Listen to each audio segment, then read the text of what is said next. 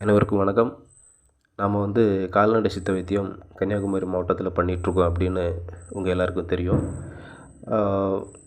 இந்த மழைக்காலங்கள், அதாவது இந்த டிசம்பர் மாதம் வந்தாலே உங்களுக்கு இந்த அம்மை நோயோட தாக்கம் ரொம்ப அதிகமாக இருக்கும்.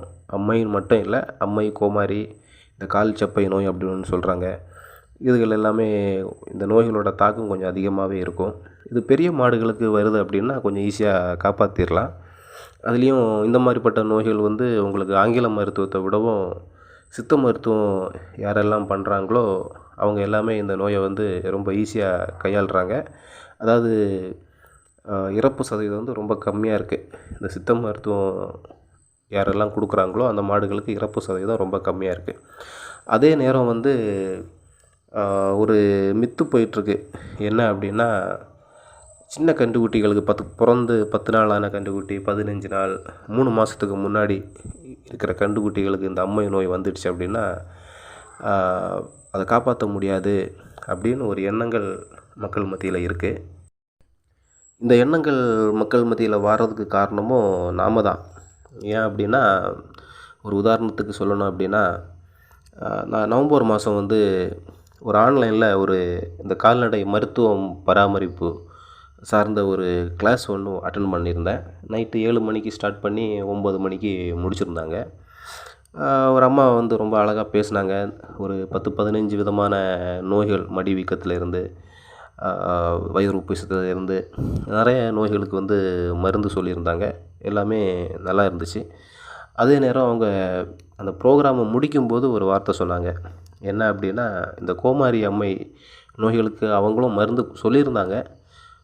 சொல்லி முடிச்சுக்கிட்டு என்ன சொல்கிறாங்க அப்படின்னா, இது ஒரு ஃபஸ்ட் எய்டு மருந்தாக தான் யூஸ் ஆகுமே தவிர அம்மை கோமாரிக்கு இன்னும் 100% மருந்துகள் கண்டுபிடிக்கலை அப்படின்னு சொன்னாங்க.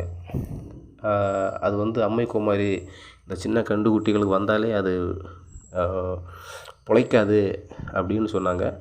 அந்த குரூப்பில் மட்டும், அந்த ஆன்லைன் கிளாஸில் மட்டும் குறைஞ்சது ஒரு 150 பேர், 150 ஒரு 95 பேருக்கு மேலே அட்டன் பண்ணியிருப்பாங்கன்னு நினைக்கிறேன்.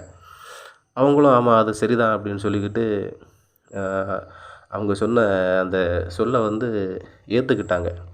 இந்த 90 பேரை என்ன பண்ணுவாங்க அப்படின்னா, நாளைக்கு சமுதாயத்தில் போய் அது 1000 பேர் 1,00,000 பேர்கிட்ட ஆமாம் உண்மைதான் அம்மை நோய்க்கு மருந்து இல்லை அப்படின்னு சொல்கிறதுக்கு வாய்ப்பு இருக்குது.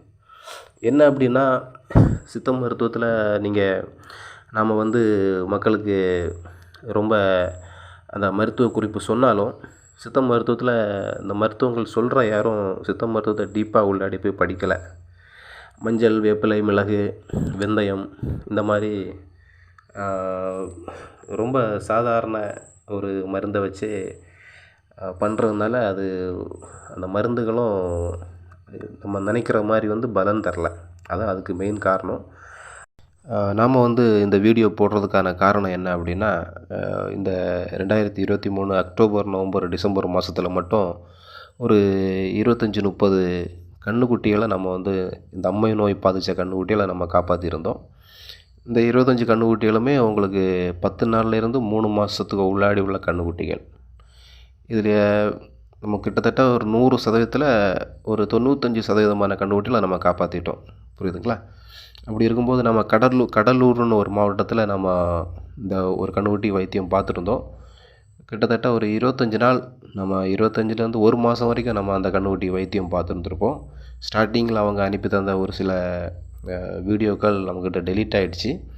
அடுத்தடுத்து நம்ம ஒரு சில வீடியோக்கள் போடுவோம். அதை நீங்கள் பார்த்துக்கோங்க. அந்த கன்றுக்குட்டி எந்த அளவுக்கு அது கொஞ்சமாக அது ரிக்கவர் ஆகிட்டு வருது அப்படின்னு நீங்கள் அந்த வீடியோ பார்க்கும்போது நீங்கள் தெரிஞ்சுக்கலாம். இதுலேருந்து நம்ம என்ன மெசேஜ் கொடுக்குறோம் அப்படின்னா, உங்களுக்கு சித்த மருத்துவத்தில் உங்களுக்கு அம்மை, கோமாரி இந்த மாதிரிப்பட்ட நோய்களை நம்ம ஈஸியாக குணப்படுத்தலாம் அப்படின்னு சொல்கிறது தான் இந்த வீடியோ. நன்றி.